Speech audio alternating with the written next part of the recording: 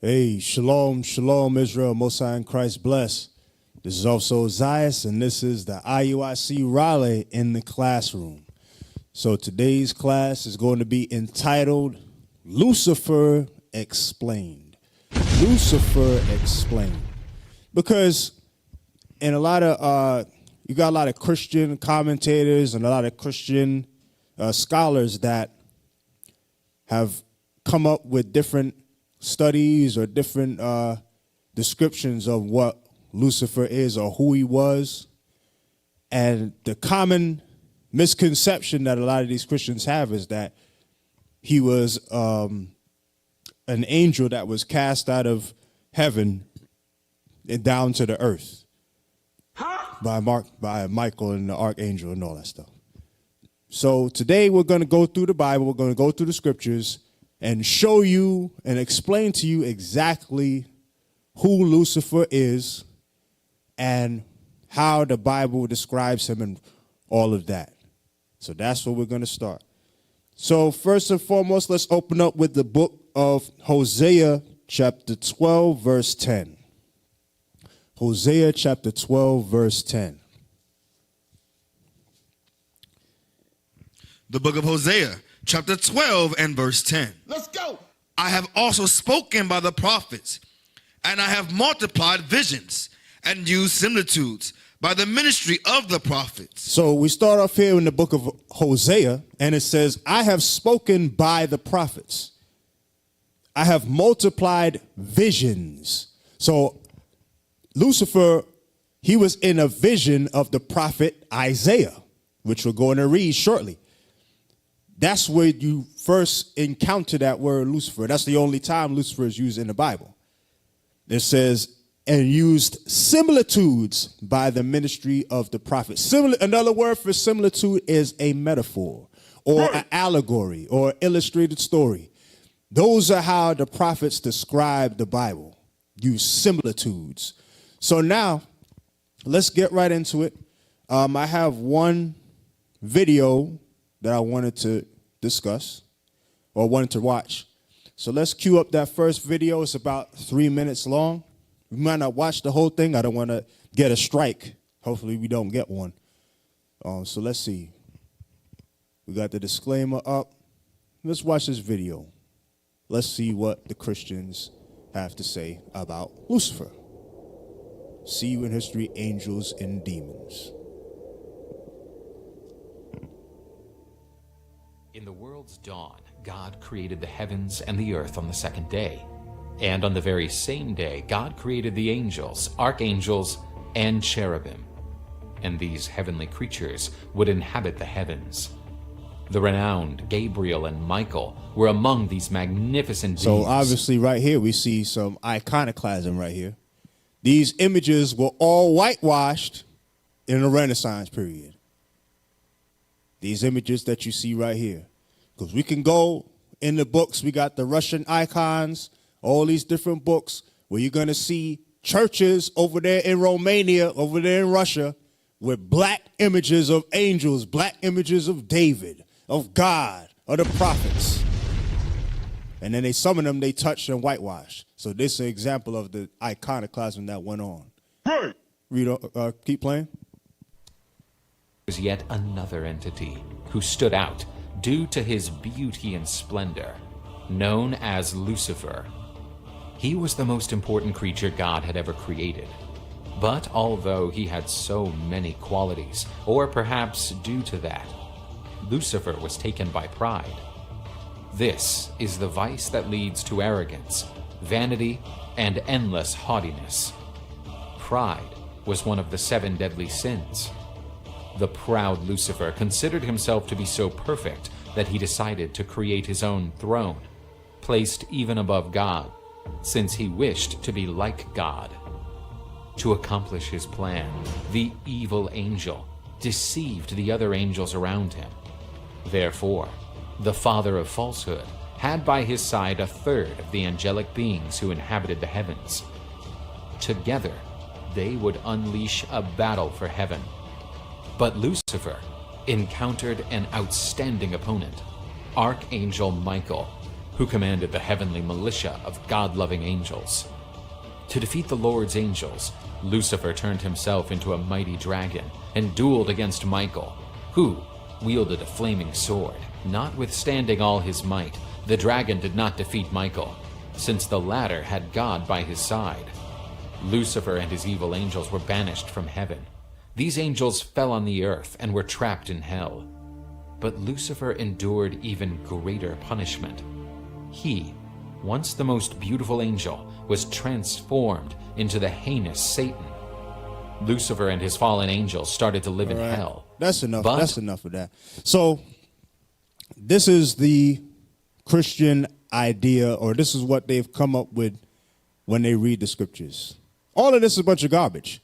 This is a hot, steaming pile of trash.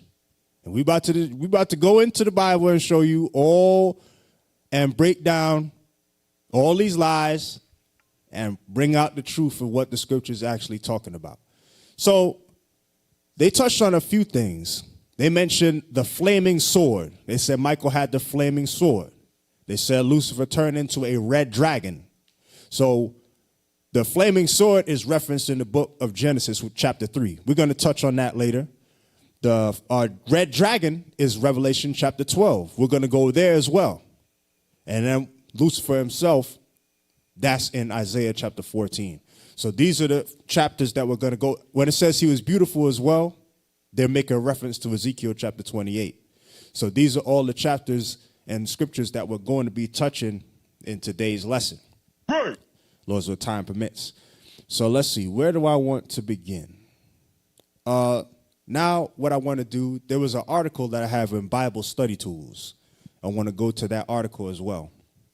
Because you might think that it's just white people that come up with these things, or it's just white people that are making all these videos and making all these documentations. But Esau has deceived some of our own people. And here we have, that's the one I wanted, that one you just dragged across. Yeah, that's the article that I want.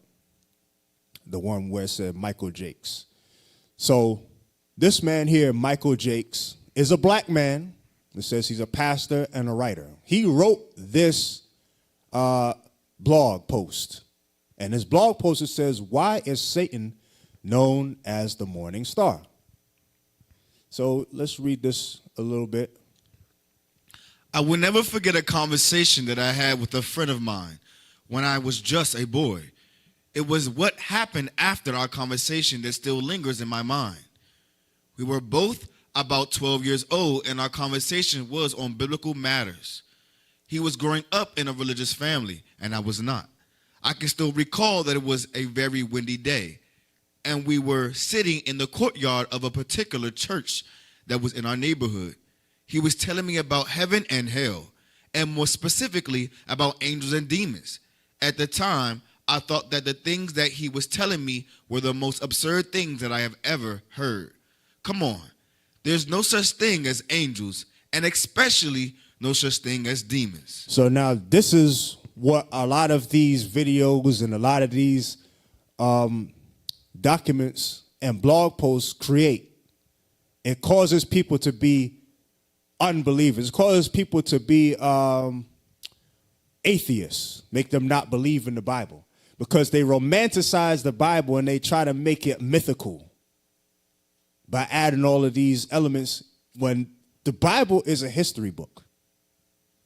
A lot of the men that you read about in this Bible walked the earth in the flesh.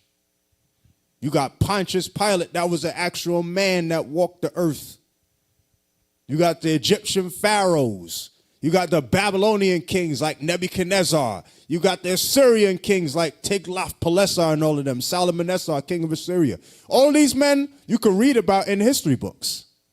But then when they go into topics like this, it confuses people and deters them away from the Bible. That's the idea, or that's the ultimate end goal of the deceiver, of the white man. You don't want people to believe the Bible. And then if people do believe the Bible, he wants to show his images in there. So now Let's scroll up a little bit more. Let's see what else we got in here. Let's see. Keep on going. Isaiah. So light bearer. That's what the name Lucifer means, light bearer. Keep on going. So that's another verse we're going to read. Luke 10, verse 18. Ezekiel 28 and 12. You see he's got reference points. These are the reference points that they use to try to say, oh, this is why they say Lucifer was beautiful. Because Ezekiel 28 and 12 describes, it says he was perfect in your ways. We're going to read a lot of these scriptures. Perfect in wisdom, full of wisdom and perfect in beauty. Let's keep on going down. And then this is the one where they said the third of the stars.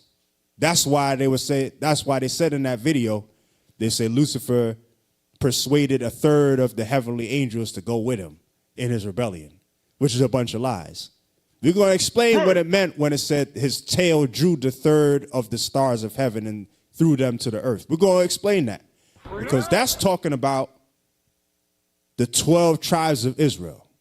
We're going to go into it. So that's Revelation 12. So these are some of the chapters and the verses that we're going to touch. So this is Michael Jakes trying to explain what the white man explained to him about the fallen angel Lucifer and all that garbage. So keep on going.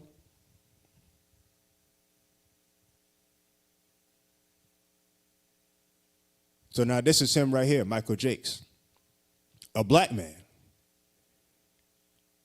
So you got black people deceived by the white man into believing that Lucifer was an angel that fought up there in the heavens and got cast down and got beat by Michael and the archangels and then went down into the underworld. The hell is this? All that is garbage. That's Greek, but they mix Greek mythology with the Bible. Bruh. That's what they did. So now let's go into the Bible now. Let's go into the scriptures. And let's break this down. So we started with Hosea 12, verse 10. That's showing you the similitudes. So now we're going to get into some of these similitudes and some of these mysteries of the scriptures. So let's go. Let's start with the book of Isaiah, chapter 14. The book of Isaiah, chapter 14. Let's read verse 12. And verse 12. How art thou fallen from heaven, O Lucifer, son of the morning? How art thou cut down to the ground, which doth weaken the nations? So it said Lucifer was cut down to the ground and fell from heaven. And he weakened the nations. It didn't say he weakened the heavenly realm where the Most High was. Right. It's saying that this man was on earth weakening the nations of the planet Earth. For you simple Christians out there. But the problem is Christians like to isolate chapters. They get on us, so they try to come at us and say we take things out of context. They will read one verse like this, Isaiah 14 and 12, and then they make a whole doctrine about that one verse. Who raised you? Took the whole chapter out of context. So what we're going to do is we're going to put it back in context, and we're going to read from 1 all the way to the end. That's right. Let's get it in. Let's go. Isaiah chapter 14, verse 1. The book of Isaiah, chapter 14 and verse 1. Dang, that reminds me. I forgot to send y'all some images. But go ahead, read that. For the Lord will have mercy on Jacob, and will yet choose Israel, and set them in their own land. And the strangers shall be joined with them, and they shall cleave to the house of Jacob. And the people shall take them, and bring them to their place. And the house of Israel shall possess them in the land of the Lord for servants and handmaids. So it said that Israel shall possess them in the land of the Lord for servants and handmaids. So let's show. I got my little images of the nations in chains. I just sent that one, so it might take a little while for that to load. So let's read that. Where we at? Where you start? Where you? Verse 2. That was verse 2. Okay. So read verse 1 again.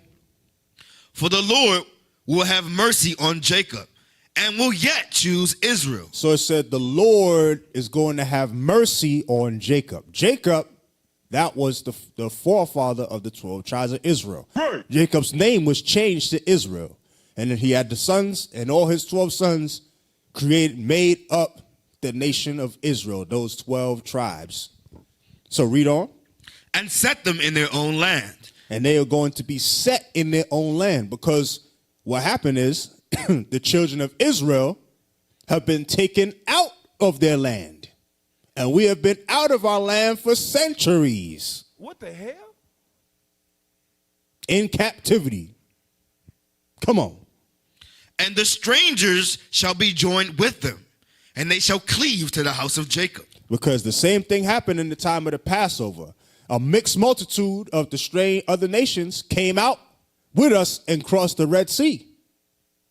And said that's the same thing that's going to happen in that time when the Lord redeems us and brings us back into our land. Come on. And the people shall take them and bring them to their place. And the house of Israel shall possess them in the land of the Lord for servants and handmaids. So it says that Israel shall possess them in the land of the Lord for servants and handmaids. So we're going to have we're going to have slaves. We're going to make the other nations slaves. Read. And they shall take them captives, whose captives they were. And they shall take them captives, whose captives they were. This is what Isaiah is talking about. This is the redemption of the Israelites. That's right. And justice being served for the atrocities that were committed unto the Israelites. So you see that's the images. That's the nations. Look at that, make my teeth white. That's future judgment and future prophecy. Come on. And they shall rule over their oppressors. And they shall rule over their oppressors. There was no oppression going on in the third heaven with the Most High. That place is peaceful. There's no war in the heavens. Come on. And it shall come to pass in the day that the Lord shall give thee rest from thy sorrow. The Lord shall give rest to the Israelites, to Jacob and Israel from their sorrow. Come on. And from thy fear, and from the hard bondage wherein thou was made to serve. So that's what's going to happen. There's going to be rest from the hard bondage that we are made to serve here on earth, in America, in Egypt, in Mauritania, in India, in all of the places that we have been scattered on the earth. We serve a hard bondage. And it said we're going to be free from that hard bondage. Come on. And thou shalt take up this proverb against the king of Babylon and say, how hath the oppressor ceased? The golden city ceased. So it said, how have the oppressor ceased? The golden city ceased. So now this is the start. This is the context of Lucifer. The king of Babylon is also making reference to Lucifer. As we read down, it's the same entity. So now who is this king of Babylon? Who is the golden city? Let's go to the book of Revelations, chapter 18, verse 9. Who is the king of Babylon? Was it Nebuchadnezzar that this is talking about? No. This is not making reference to Nebuchadnezzar. Although he was the king of ancient Babylon, this is a different Babylon. Read. The book of Revelation, chapter 18, verse 12. The merchandise of gold. Let's start at verse 10. Verse 10. Standing afar off for the fear of her torment, saying. Verse 9. Verse 9. And the kings of the earth who have committed fornication and lived deliciously with her shall bewail her and lament for her when they shall see the smoke of her burning. Standing afar off for the fear of her torment, saying, alas, alas, that great city Babylon, that mighty city, For in 1 hour is thy judgment come. So that's that golden city that was making reference to in Isaiah 14. That's the golden city. It said, for in 1 hour is thy judgment come. That's that golden city. That's the king of Babylon. The oppressor ceased. The mighty city. From there, give me Psalm 137.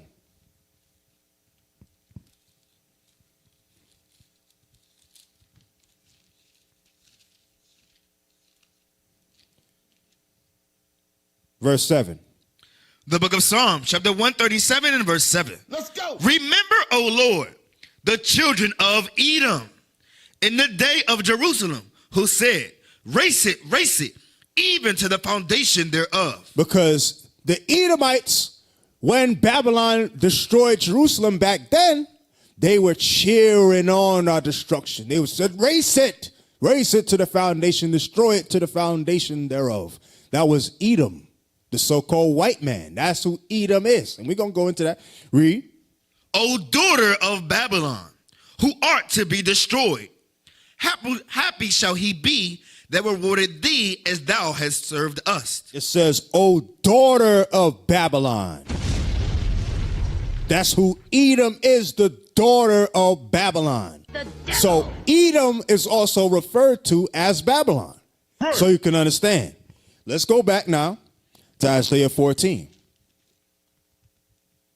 Let's read verse 5. The book of Isaiah, chapter 14 and verse 5. Let's go. The Lord hath broken the staff of the wicked and the scepter of the rulers. He who smote the people in wrath with a continual stroke, he that ruled the nations in anger, is persecuted and none hindereth. So the book of Isaiah, chapter 14, is talking about the future judgment of Edom. All praise. That's what this chapter is about. The future judgment of Edom and the earth being put at rest once he goes down. It said, the staff of the wicked is broken. Who is the wicked? That's Edom as well. That's Malachi 1 and 4. We ain't going to get that right now due to the time. It says, who smote the people in wrath with a continual stroke, ruled the nations in anger. We see that in the news today. Look at what's going on in Gaza. Look at what's going on in Ukraine. It's bombs everywhere. People is getting blown up to bits and pieces. To smithereens, shout out to Officer Michelle. People's getting blown up. Little babies getting blown up. Everybody's getting blown up for no reason. They talk about his Hamas. But these people is civilians in this conflict. Read on. Verse 7. Verse 7. The whole earth is at rest and is quiet. They break forth into singing. So that's what's going to happen. When this man goes down, it said the earth will be quiet and at rest. That's right. Come on. Yea, the fir trees rejoice at thee, and the cedars of Lebanon sing. Since thou art laid down, no fellow is come up against us. Because what they do every Christmas season, they cut down all of the fir trees, all of the evergreen trees, and put them in people's houses and say, Merry Christmas, and decorate them with silver and gold. That's all a bunch of damn garbage. But that's what they do. The trees are going to rejoice because they ain't going to be getting cut down like that no more. Come on. Hell from beneath is moved for thee, to meet thee at thy coming. It stirred up the dead for thee, even all the chief ones of the earth. It hath raised up from their thrones all the kings of the nations. So let's see that. So now it says, hell from beneath is moved for thee to meet thee at thy coming. So a lot of these Christian commentators and scholars use this verse to say, oh, he fell and that's how the underground, that's how Hades was created. No. Now you're going back into Greek mythology. That has nothing to do with that. Let's show you what hell is referring to. Let's go to the book of Isaiah, chapter 5, verse 13. The book of Isaiah, chapter 5 and verse 13. Therefore, my people are gone into captivity, because they have no knowledge. And their honorable men are famished, and their multitude dried up with thirst. Therefore, hell hath enlarged herself. So it says, therefore my people are gone into captivity.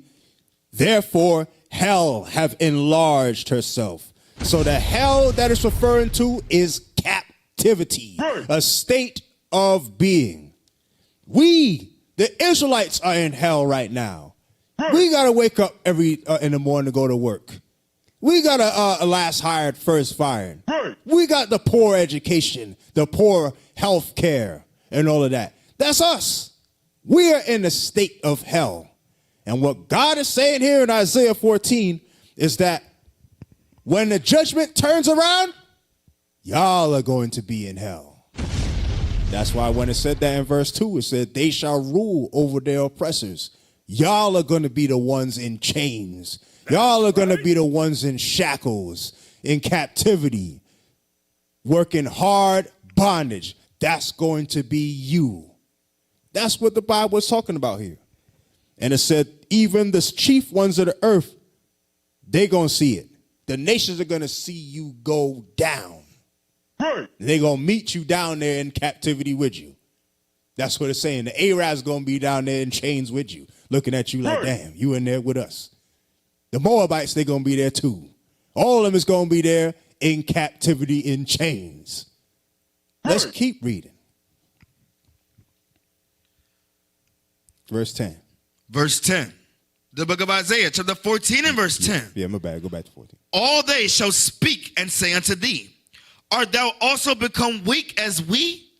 Art thou become like unto us? That's why it says that hell is going to meet thee at thy coming. Because the other nations are going to be there. They're going to be like, damn, you down here in chains with us now?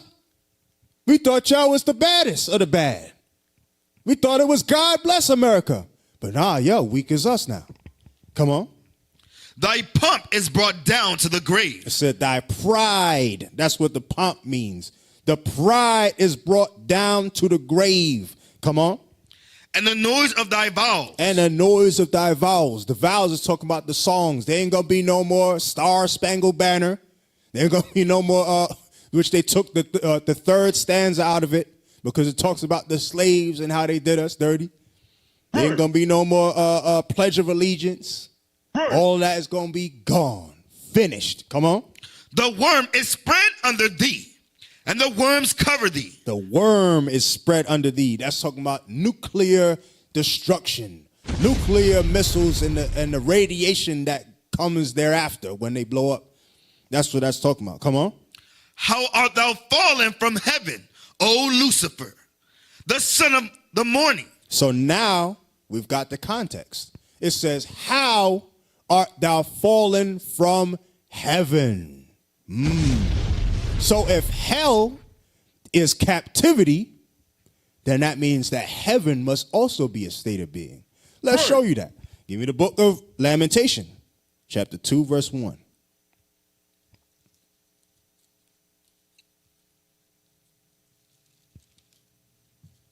You see, because this is what the Bible is actually saying.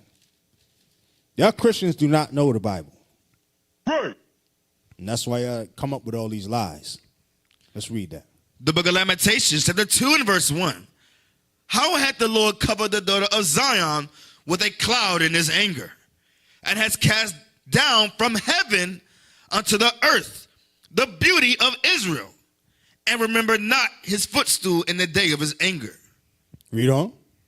The Lord has swallowed up all the habitations of Jacob, and hath not pitied. He hath thrown down in his wrath the strongholds of the daughter of Judah. So that's what it's talking about when it says heaven. It's saying this is when God was judging us, Israel, Zion, in his anger. It said he cast down the habitations of Jacob, cast us down the strongholds in his fierce anger. That's what he did unto us because we broke his commandments. So the same thing that happened unto us, that same cup that we had to drink, that same cup is going into the hands of Edom. That's what we read in Isaiah 14. So the same way we got cast down from heaven unto hell, unto earth, into captivity, That's the same thing that's going to happen to Edom. Edom is going to get cast down from their state of heaven, their state of rulership, into captivity. That's right. So now I said Lucifer, son of the morning, which means light bearer. Read on in Isaiah 14. The book of Isaiah, chapter 14 and verse 13. Yeah. For thou hast said in thine heart, I will ascend unto heaven. I will exalt my throne above the stars of God. I will sit also upon the mount of the congregation in the sides of the north. So it says, I will ascend into heaven. I will ascend into heaven. Why would, if this is talking about an angel, if this is talking about the spiritual demon Satan, Satan can go to and fro freely from heaven and earth. Right. So this ain't talking about him. But if it said, I will ascend into heaven, what is that talking about? That's talking about space travel. Right. That's what that's going into. In 1969, that's when they went up and flew into the moon. That's talking about the space landing of 1969. That's when that happened. That's when they ascended into heaven. Hold that. Let's get that in Obadiah. Let's go to the book of Obadiah, verse 4. Obadiah, verse 4. The book of Obadiah, Yeah, verse 4. I saw that picture that you had there. You could put that picture up about the moon. I think I saw it down there. Yeah, one of those. Yeah. Oh, I saw the mouse go that way. Yeah, that one. Yeah, that's good right there. You got it, Obadiah? The book of Obadiah, verse 4. Though thou exalt thyself as the eagle, and though thou set thy nest among the stars, thence will I bring thee down, saith the Lord. Right, so there you go. That's, was it the Apollo 13, the lunar landing, all of that. That's when they went up to space. And it says, from thence will he bring them down, saith the Lord. They exalt themselves as the eagle. So Edom is the one who exalts himself as the eagle. That's America's symbol, the bald eagle.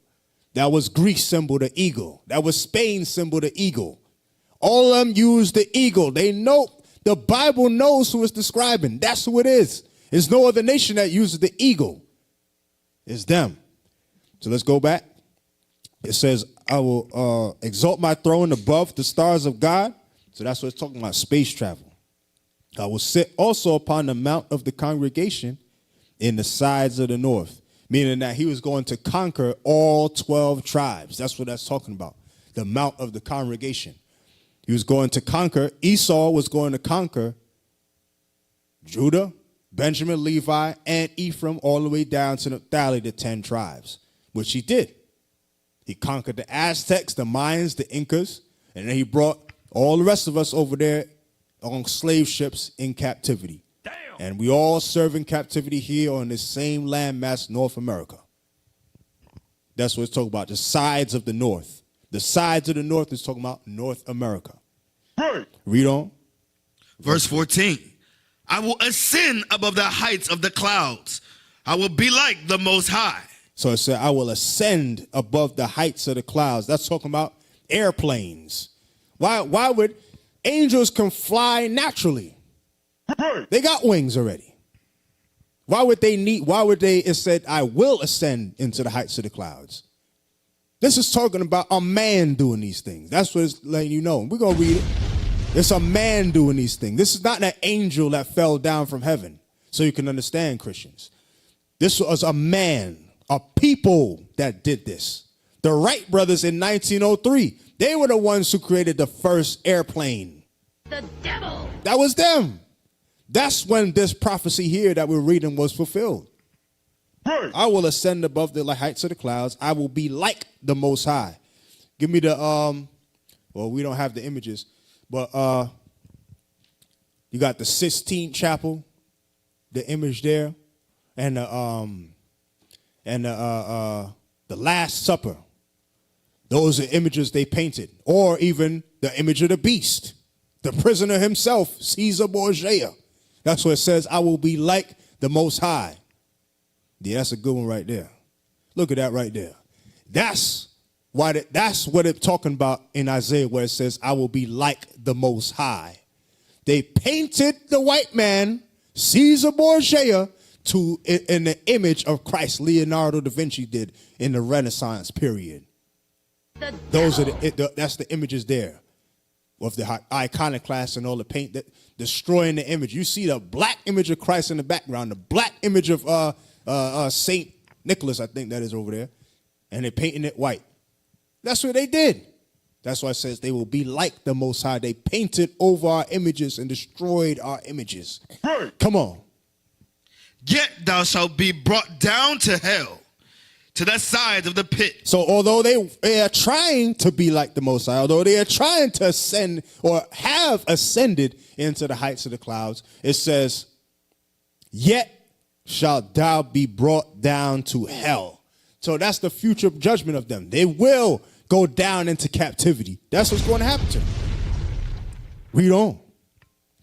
They that see thee shall narrowly look upon thee and consider thee, saying, is this the man that Is this the who? Is this the man? Is this the who? Is this the man? Is this the man? The man. The man. So it's not an angel. Lucifer was a man. The white man. So you can understand the devil that the Bible speaks of. Read. Is this the man that made the earth to tremble? That did shake kingdoms. That did shake kingdoms. That's who did it. That's who did it. Was the man. The white man who's bombing countries. So that's the image right there. That's a television series that they make mockery of these things. But the good part about it, or the one thing that they got right in this series, was they picked the right actor. They didn't make no black man play that role. It's a good thing they did that. They got the actor right. It was a white man. And then there was another, the other one that I sent with the white shirt, with the white suit. That was from a movie called Constantine with, what's his name? Keanu Reeves, who played John Wick. So that was Lucifer in that movie. So that's one thing that they got right about these things. They picked the right actor to play that character. Because, yes, it was the white man. It's the white man who is Lucifer. So that's one thing they got right. So let's read. Verse 17. That made the world as a wilderness, and destroyed the cities thereof, that opened not the house of his prisoners. It didn't open the house of the prisoners. All of us is still, a lot of us is still in prison.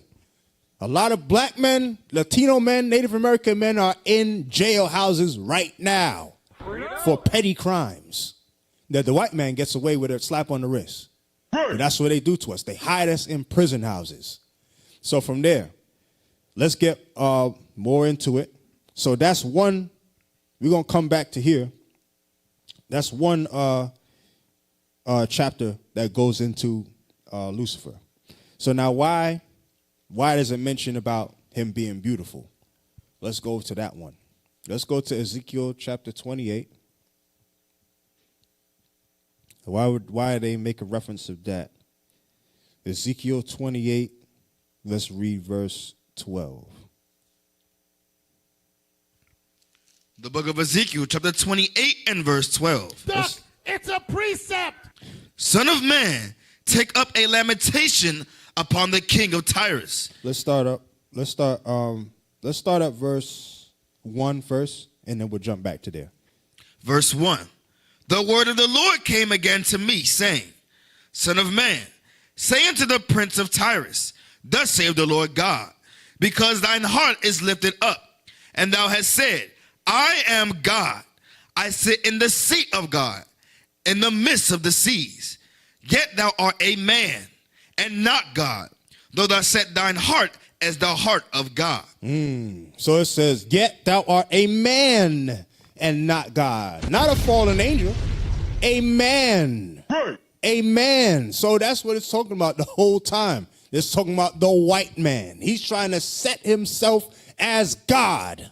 That's why he painted the images that we made of the angels of God and all that. Iconoclast the images. And it said He sits in a seat of the God in the midst of the seas. Hold that. Give me Revelation 17:15 about the midst of the seas. The midst of the seas. The book of Revelation, chapter 17 and verse 15. Let's go. And he saith unto me, the waters which thou sawest, where the whore sitteth, are peoples and multitudes and nations and tongues. Because America has embassies and military bases in all nations of the earth. Hundreds and thousands of military bases all over the world. Trying to be in every, there you go, that's the images right there. It says the U.S. controls about 850 bases in more than 90 countries worldwide. Bruh. That's why it says he sits in the many waters, trying to be God, trying to be everywhere. But what they fail to understand is that they spread out too thin. Right. They can't control everything. That's why Russia's still at war with Ukraine. No matter how much sanctions, no matter how much embargoes America puts on Russia, they still warring over there. They ain't stopped nothing. Come on. Let's go back to Ezekiel. In the midst of the seas. The book of Ezekiel, chapter 28 and verse 2. Son of man, say unto the prince of Tyrus, thus saith the Lord God, because thine heart is lifted up, and thou hast said, I am a God. I sit in the seat of God in the midst of the seas. Yet thou art a man, and not God, though thou set thine heart as the heart of God. Read on. Behold, thou art wiser than Daniel. There is no secret that they can hide from thee. Thou art wiser than Daniel. So Daniel, he understood the beginning, the middle, and the end of times. He understood world history. He got visions of world history in Daniel chapter 2 with the vision of the statue. In Daniel chapter 7, he got the vision of all that stuff. So, well, it said that he is wiser than Daniel. Because look at the things that they have created. Satellite technology, the cell phone, cars. You can instant message somebody from here all the way to the other side of the world. These are the kind of technology that they got. Satellite technology where you can zoom in from space down to somebody on the ground. Damn. That's what they got. There's no secret they can hide from thee. Come on. With thy wisdom and with thine understanding thou hast gotten thee riches, and hast gotten gold and silver unto thy treasures. Thou hast gotten gold and silver into thy treasures. Come on. By thy great wisdom and by thy traffic hast thou increased thy riches, and thine heart is lifted up because of thy riches. The heart of America is lifted up because of how rich they are. They're prideful.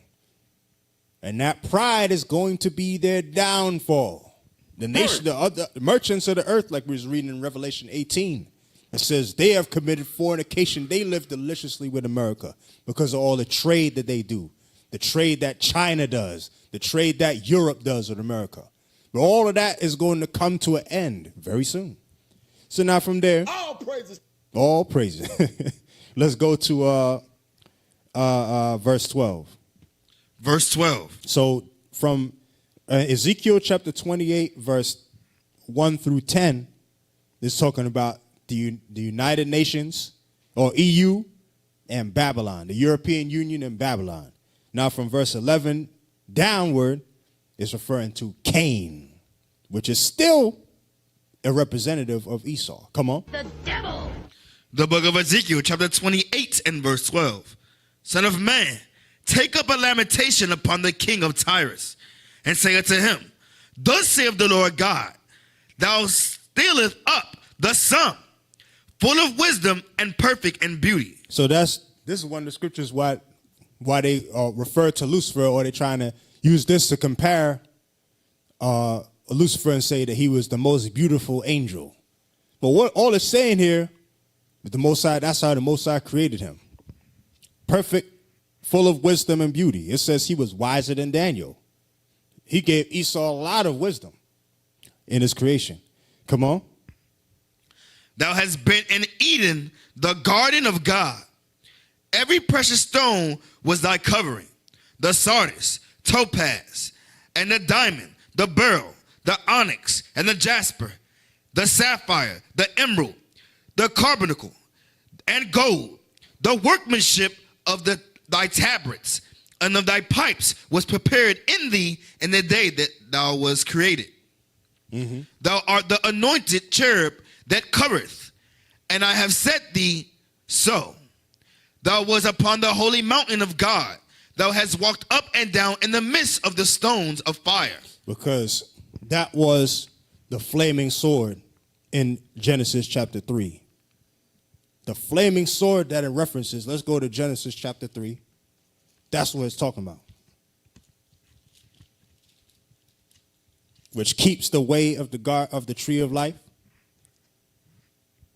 Watch this. Genesis chapter 3, verse 24.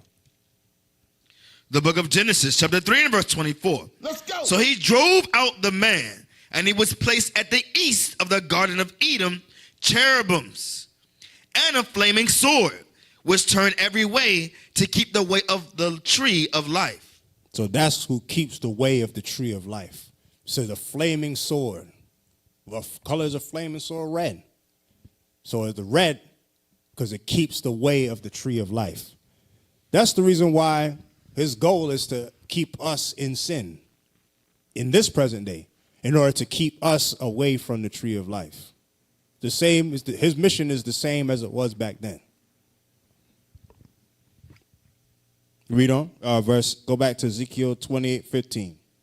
The book of Ezekiel, chapter 28 and verse 15. Thou wast perfect in thy ways from the day that thou was created, till iniquity was found in thee. By the multitude of thy merchandise, they have filled the midst of thee with violence, and thou hast sinned. Therefore, I will cast thee as profane out of the mountain of God, and I will destroy thee, O covering cherub, from the midst of the stones of fire. So Cain, he killed his brother Abel and committed all that violence against his brother Abel, committed all that sin, and it said that unto thee Satan shall be thy desire, and he shall rule over thee. That was when he was given unto Satan. And then Satan gave him all of the power and technology that he has today in order to go into space. Because you don't just wake up one day and say, I'm going to make an atomic bomb that blows up hundreds of thousands of people. I'm just going to wake up one day and make a suit that can fly into space and a spaceship that can fly and float in space and understand all of that, the elements of how those things work up there. Right. You got to have some kind of demonic presence dealing with you, which a lot of them did have. That's how they did those things. Read on. Verse 17. Thine heart was lifted up because of thy beauty. Thou hast corrupted thy wisdom by reason of thy brightness. I will cast thee to the ground. I will lay thee before kings, that they may behold thee. And also when it said the king of Tyrus and the prince of Tyrus, Tyrus is referring to Tyre. And Tyre was a city over there in Lebanon. That's modern day Lebanon. That's that map that I have there. The second or the image right there. Yeah, that map right there. Let's put that map up real quick just to show you that. So that's where Tyre was. That's Tyrus, directly above Israel. So you got the Israelis. They want to conquer and take Lebanon over. That's what they want. They want Lebanon. They want Gaza. They want over there the other side of the Red Sea. These are the places that they're going to try to overthrow and to take. They're trying to establish the vision as the people of God. So these are all of the places that they're going to try and take over. There's a lot of conquering that they're going to try to do. But what they don't realize is that they're completely surrounded by all the Arab nations.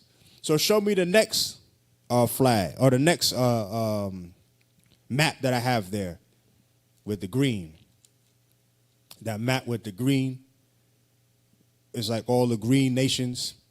Yeah. Oh, there you go. Look at that. So that's what Israel looks like in comparison to all of the Arab nations.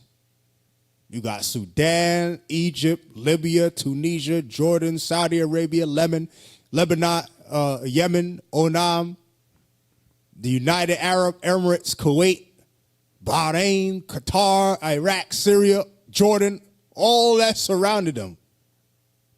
And all of them is eventually in prophecy going to come together against them. And that's going to start that World War III. That's going to start that Valley of Jehoshaphat. Because all them nations coming together against that little landmass, they're going to wipe them off the planet. That's what they don't realize. So from there, let's go to Revelation chapter 12. Revelation chapter 12. Because this is another scripture that they use to try to say that it was a war up there and the spiritual demon Satan was cast down. So let's go right there, Revelation 12. But let's actually start let's start at verse 1. Because we read the part earlier where it said that his tail drew the third part of the stars of heaven. And they tried to say that Lucifer turned into a red dragon in order to fight against Michael and the archangels.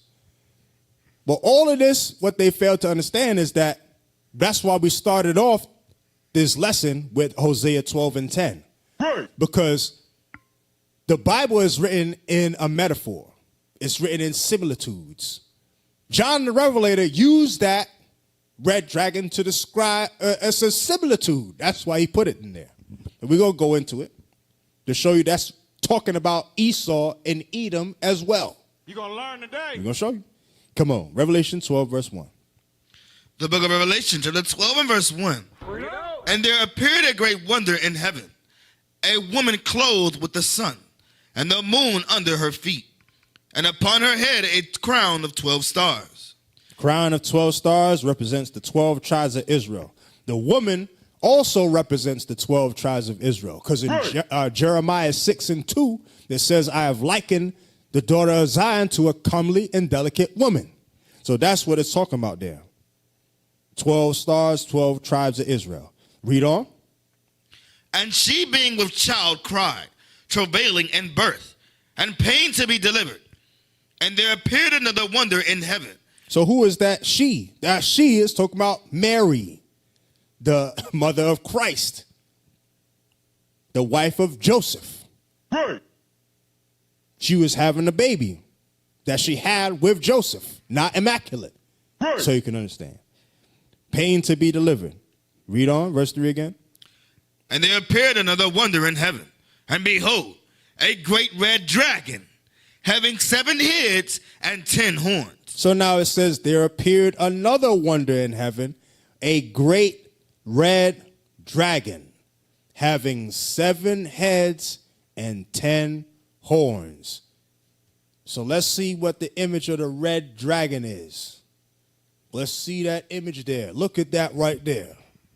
So these are the representative of the 7 heads.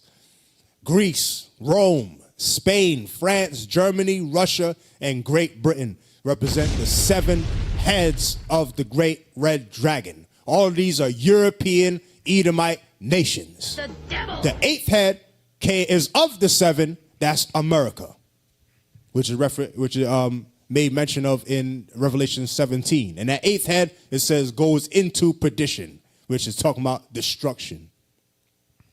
Those are the 10 horns, which is talking about the 10 common markets, or NATO, or the European Union. All names of the 10 horns.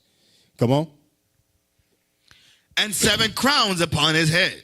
So now from there, give me the reason why it mentions the color of the dragon is because it's a similitude. It's going precept into another scripture. That's why I mentioned the flaming sword. The flaming sword is red. The red dragon is red. And now we're going to show you who in the Bible was red. Genesis 25:25. You know, yeah, get that. And then we're going to get Job also 30:29. The book of Genesis, chapter 25 and verse 25. Let's go. And the first came out red, all over like an hairy garment, and they called his name Esau. Yeah. That's the picture right there. Get that picture and put that up. So it says the first came out red all over like a hairy garment, and they called his name Esau, which means wasted away is he, because he had no melanin in his skin. That's He was right. wasted. That's why they call him that. Read on. And after that came his brother out, and his hand took hold on Esau's heel, and his name was called Jacob. And his name was called Jacob. But it didn't mention his color at all, because he looked just like everybody else. Looked like his mother, looked like his father, looked like his grandfather, his grandmother, and all their ancestors and descendants before them. Right. It was Esau that looked different from everybody else. That's why they documented it and called his name Esau. So that's why, and that's the reason why they mention red dragon, flaming sword, red sword. All of that is letting you know who is talking about. That's the similitude of the Bible. So he did not turn, it wasn't an angel that turned into a dragon. The reason why it's talking about a dragon there, a red dragon, is because it's giving you a similitude as to who it was describing. Now give me Job 30:29. The book of Job, chapter 30 and verse 29. I am a brother to dragons and a companion to owls. I am a brother to dragons, because Esau was Jacob's brother. That's why he said that. I am a brother to dragons. So now from there, let's go back to Revelation 12. Read verse 4. Revelation chapter 12, verse 4. The book of Revelation, chapter 12 and verse 4. And his tail drew the third part of the stars of heaven, and did cast them to the earth. And the dragon stood before the woman, which was ready to be delivered, for to devour her child as soon as it was born. So now they said that the angel, when it said it drew the third parts of the stars of heaven, they said that was talking about the angelic host. He got 1/3 of the angelic angels to follow him in his rebellion. That's not what it's talking about. Right. So you can be deceived. So you can understand. That's talking about the third part of the stars of heaven. Is talking about Judah, Benjamin, and Levi, and cast them to the earth, meaning cast them into captivity. Because during the time of Rome, that's what this is making reference of. Because who was trying to devour Christ? Herod in the history. Herod was there. That's who was trying to kill Christ. The devil. Let's read that. Go to Matthew 2:13. Made a whole movie about this joint. Matthew 2:13. Joseph dreamed.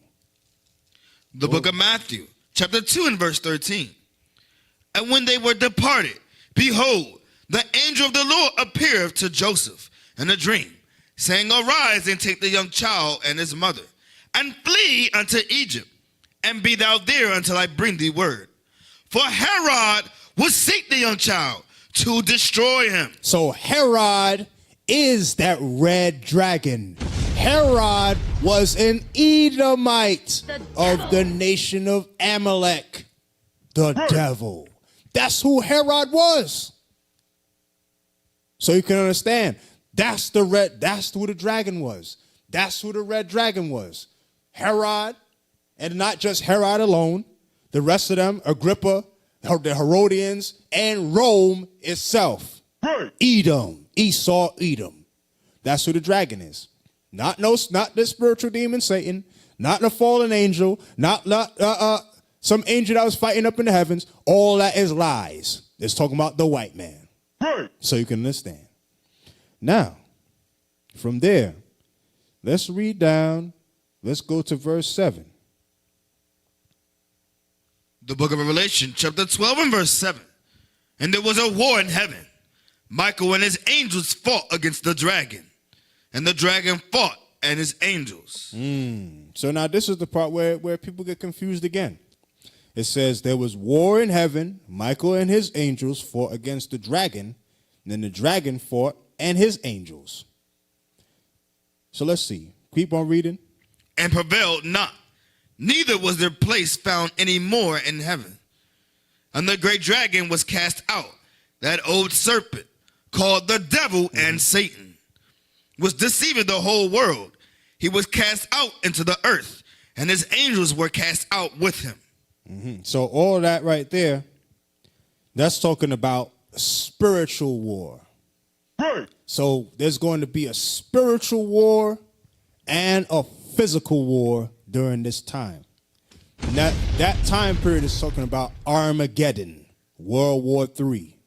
It's not talking about some war that happened in the heavens. This prophecy has not even happened yet. Right. You got the Christians thinking that all of this happened already. This has not happened yet. Because if this happened, watch the next verse, verse 10. Verse 10, and I heard a loud voice saying in heaven, now is come salvation and strength. There's not salvation yet. There's not strength yet. Read. And the kingdom of our God. The kingdom of our God has not been established yet. So that's how we know this prophecy has not been fulfilled yet. That war has not taken place with Michael and the angels. So you can understand. Read. And the power of his Christ. For the accuser of our brethren is cast down, which accused them before our God day and night. The accuser is still here. The accuser is still locking our people up. It's still putting our people in jail. It's still accusing us day in and day out. We're still being accused and oppressed. So this prophecy has not been fulfilled yet. Right. So all that war, all that talking about there was a war in heaven and the third part of the angels and there was a rebellion and it was cast out. All that is a bunch of lies. And that's what we showed y'all today. So from there, let's go to the other scripture that they get confused on. Give me that in Luke chapter 10, verse 18. The book of Luke, chapter 10 and verse 18. And he said unto them, I beheld Satan as lightning fall from heaven. I beheld Satan as lightning fall from heaven. So now, this is another example of Christians taking scriptures out of context. They just read one verse and just went with it. Yeah, look, he fell from lightning out of heaven. That has to be what it's talking about. No, that's not what it's talking about. Let's go. Let's read verse. We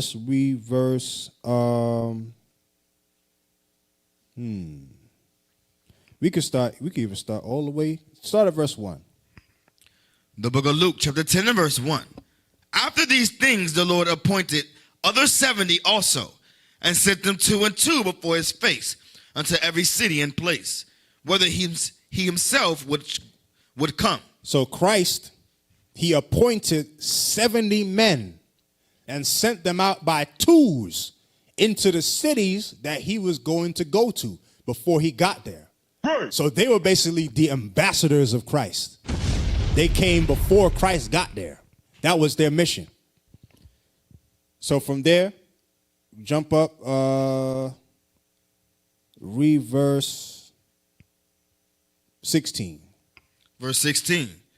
He that heareth you heareth me, and he that despiseth you despiseth me. And he that despiseth me despiseth him that sent me. So that was their mission. They were to spread the word that the kingdom of God is at hand. And if anybody did not hear them, they were going to get judged. And it said their judgment was going to be worse than Sodom and Gomorrah and all that stuff. When you read on, they said they shake the dust of their feet. If they get accepted, if they don't get accepted, they shake the dust of their feet. Read on. And the 70 returned again with joy, saying, Lord, even the devils are subject unto us through thy name. So he said, even the devils. So the 70, after they completed their mission, after they all went 2 by 2 into the various cities, they came back to Christ and they said, wow, Lord, Christ, even the devils were subject unto us. There was nothing that could stop us. That's why Christ said in the next verse, read. And he said unto them, I beheld Satan as lightning fall from heaven. Meaning that the spiritual demon Satan could not touch them because Christ put a hedge around them. Right. That's what it's talking about. The same way how Job had a hedge around him and Satan couldn't touch him unless the Lord gave him permission. That was the same way that the 70 was set up at that time.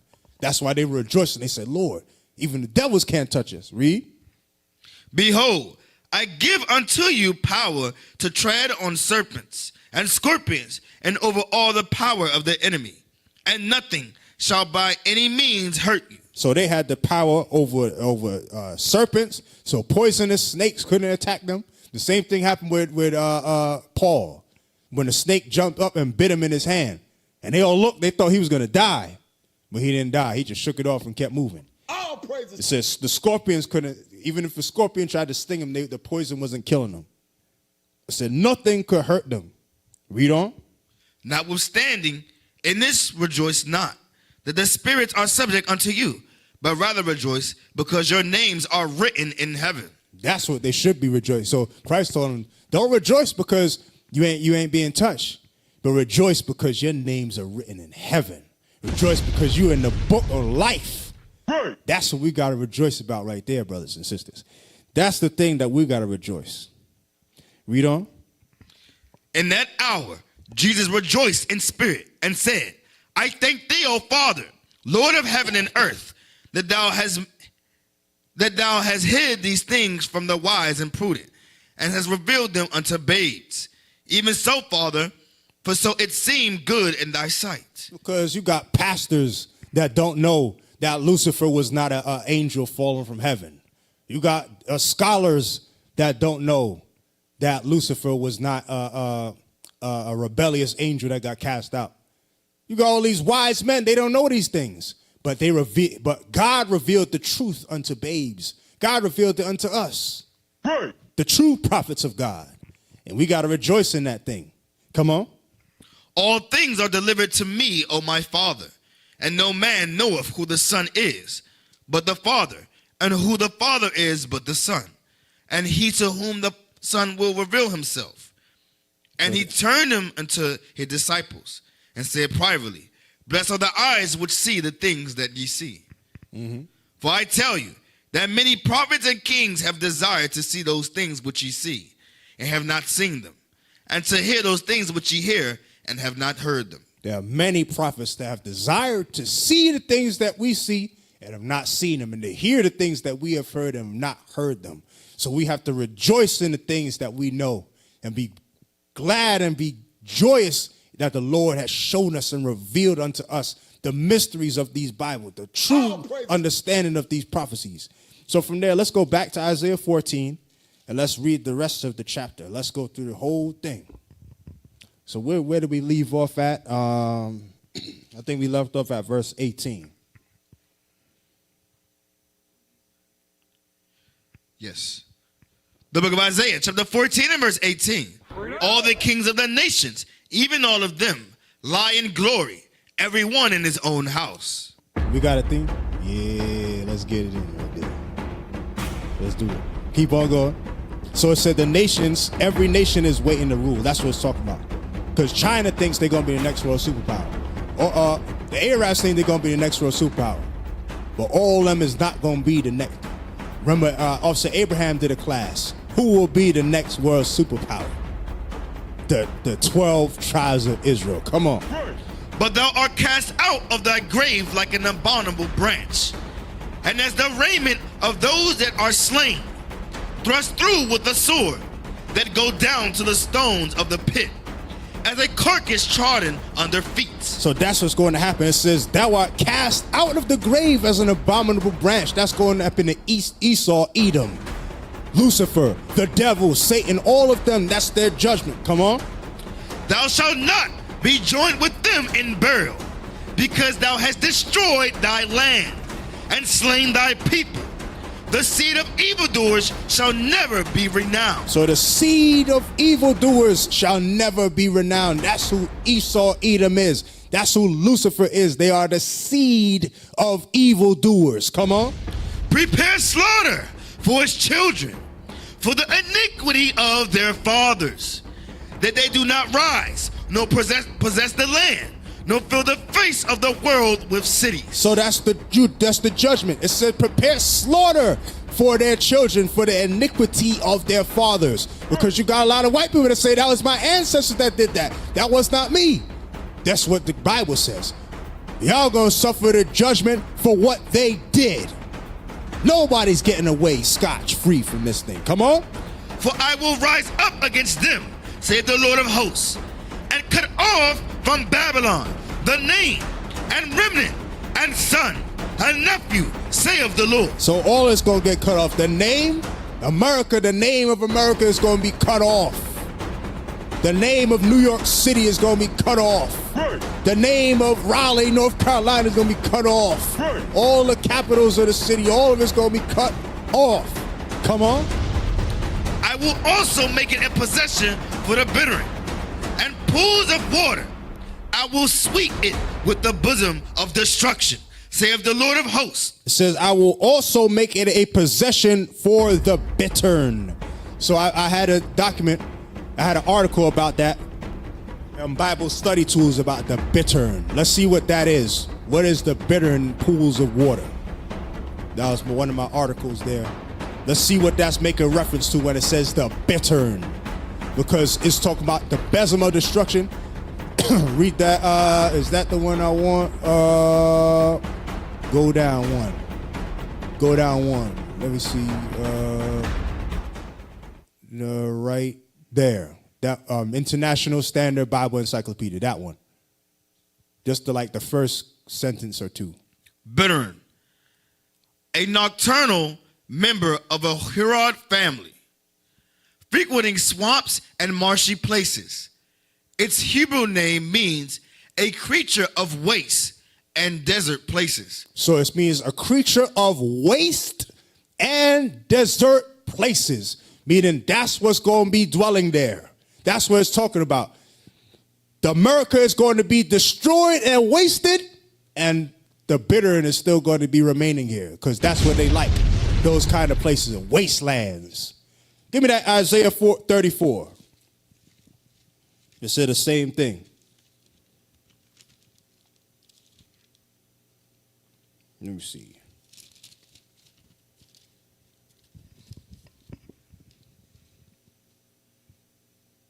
Isaiah 34, verse 10. The book of Isaiah, chapter 34 and verse 10. It shall not be quenched night nor day. The smoke thereof shall go up forever, from generation to generation. You know what? Let's start up above that. Let's start up at verse 5. Verse 5. For my sword shall be bathed in heaven. Behold. Get that music back. Start at verse 4. The book of Isaiah, chapter 34 and verse 4. And all the hosts of heaven shall be dissolved, and the heavens shall be rolled together as a scroll, and all their hosts shall fall down, as the leaf falleth off from the vine, and as a falling fig from the fig tree. Let's talk about icy intercontinental ballistic missiles, destruction, explosions, bombs. Come on. For my sword shall be bathed in heaven. Behold, it shall come down upon Idumea. That's the Greek word for Edom. So that's still talking about Lucifer. That's still talking about Satan, the devil, the deceiver, Edom, all that we've been reading about thus far. Come on. And upon the people of my curse to judgment. Read. The sword of the Lord is filled with blood. It is made fat with fatness, and with the blood of lambs and goats, with the fat of the kidneys of rams. For the Lord hath a sacrifice in Basra, and a great slaughter in the land of Idumea. So that's what's going to happen. Future judgment is going to be a slaughter in the land of Idumea. Come on. And the unicorns shall come down with them, and the bullocks with the bulls, and the land shall be soaked with blood, and their dust made fat with fatness. So that's the rhinoceros talking about. Read on. For it is the day of the Lord's vengeance, and the year of recompense for the controversy of Zion. What is the controversy of Zion? Whose land is it? Who does it belong to? Who are the people of Zion? That is the controversy of Zion. And that's what is the confusion of this place right now. Because in 1948, in the Balfour Declaration, they put a whole bunch of white people in Poland and all of them guys in our land, and they're parading them around as the people of God. and it's caused a lot of controversy, a lot of chaos and confusion against the Palestinians and against all of them. Read. And the streams thereof shall be turned into pitch, There's the lakes and the streams shall be turned to pitch, and the dust thereof into brimstone. meaning conductive fire starters. Come on. And the land thereof shall become burning pitch. It's going to be burning. Fire burning, burning. Come on. It shall not be quenched night nor day. It's going to be burning and burning and burning. Right. The lake of fire, like it talks about. Come on. The smoke thereof shall go up forever, from generation to generation. It shall lie waste. None shall pass through it forever and never. Read. But the cormorant, But the cormorant, which is another heron family bird, or a pelican family bird. Come on. and the bittern shall possess it. The bitter, and again, like we read in Isaiah 14, the same bird is going to be there because they like to inhabit waste and deserted places. Come on. The owl also, and the raven shall dwell in it, and he shall stretch out upon it line of confusion, and the stones of emptiness. That's what's going to be, stones of emptiness and lines of confusion, burning pitch and destruction. Let's go back to Isaiah 14. Read verse 24. The book of Isaiah, chapter 14 and verse 24. The Lord of hosts hath sworn, saying, surely I have thought, so shall it come to pass. And as I have purposed, so shall it stand. So the same way he said it's going to happen, that's the same way it's going to happen. God brought the judgment down, he said that's what's going to happen. And his judgment shall stand. Come on. That I will break the Assyrian in my land, and upon my mountains tread him underfoot. Then shall his yoke depart from off them, and his burden depart from off their shoulders. So what's this talking about? It says, then that I will break the Assyrian in my land. Who is in the land of Israel today? The Israelis. The Israelis. Those so-called Jews, the Amalekites. That's who's in the land. It said God will break them. Thus saith the Lord God. It said, upon my mountains, and tread him underfoot.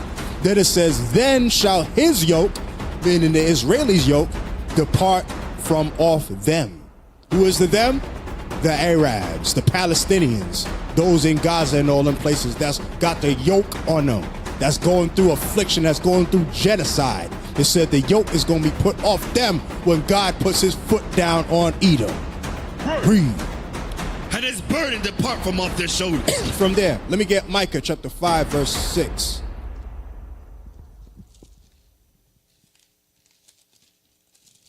Micah chapter 5, verse 6.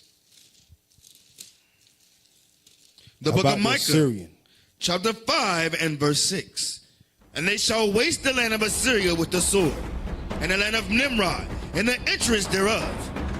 Thus shall he deliver us from the Assyrian, when he cometh into our land, and when he treadeth under our borders. Start at verse, let me see. Start at verse 5. Verse 5. And this man shall be the peace, when the Assyrian shall come into our land. So it said, and this man shall be the peace. The peace that this man that's talking about Christ. Come on. And when he shall tread in our palaces, then shall we rise against him 7 shepherds and 8 principal men. Which is talking about the prophets of God. 7 shepherds and 8 principal men, that's 15 men. The prophets of God, we're going to rise up and we're going to use this word of God to bring judgment upon these nations. That's what we're doing now. Read. And they shall waste the land of Assyria with the sword. With the sword, it's talking about with the Bible. With the word of God, which is swift and sharper and mighty than any two-edged sword, cutting asunder even soul and spirit. That's what we're using to cut asunder and waste the land of Assyria.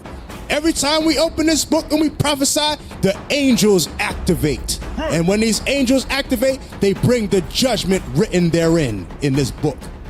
So that's what you're seeing. The 8 principal men and the 7 shepherds. These are these men. These are the prophets.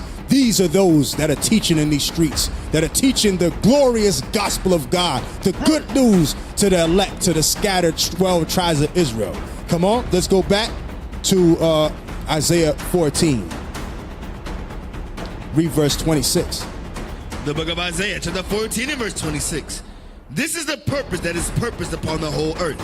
And this is the land that is stretched out, the hand that is stretched out upon all the nations. This is the hand that is stretched out upon all the nations. The judgment of God is upon all the nations. Come on. For the Lord of hosts has purposed, and who shall disannul it? Nobody can disannul what God says. What God says is going to stand. Come on. Right. And his hand is stretched out, and who shall turn it back? Nobody can turn back the hand of God. Read. In the year of King Ahaz died was this burden. That's when Isaiah got that vision. That's when Isaiah got that burden. The burden is referring to a prophecy or a vision. That's what it's making reference to. Give me the book of Habakkuk, chapter 1, verse 1. Just to show you when it makes his reference to burdens, it's talking about the prophecy or a vision that the prophet did see. The book of Habakkuk, chapter 1 and verse 1. The burden which Habakkuk, the prophet, did see. You see that? The burden which the prophet Habakkuk did see. So the burden is talking about a vision. That's when Isaiah got that vision. Read Isaiah 14:29 now. The book of Isaiah, chapter 14 and verse 29. Rejoice not thou, O Palestina, because the rod of him that smote thee is broken. So don't rejoice, Palestine, which is talking about the Arabs, because the rod is broken. Because remember in verse 25, it said the yoke will be taken off of him. Don't rejoice in those things, Arab. Come on. For out of the serpent's root shall come forth a cockatrice, and its fruit shall be a fiery flying serpent. And it says his fruit shall be a fiery flying serpent. Remember when we started off with similitudes. The fiery flying serpent and the cockatrice is referring to missiles. The smoke trail of a nuclear missile or intercontinental ballistic missile, when it curves, it makes the shape of a serpent. A fiery flying serpent. That's the missile. That's what it's talking about there. Read. And the firstborn of the poor shall feed. The firstborn of the poor, that's us. That's the Israelites. It said we shall feed. Come on. And the needy shall lie down in safety. We gonna lie down in safety when these things are happening. Read. And I will kill the root with famine, and he shall slay thy remnant. So the remnant is them Arabs. The root is gonna be killed.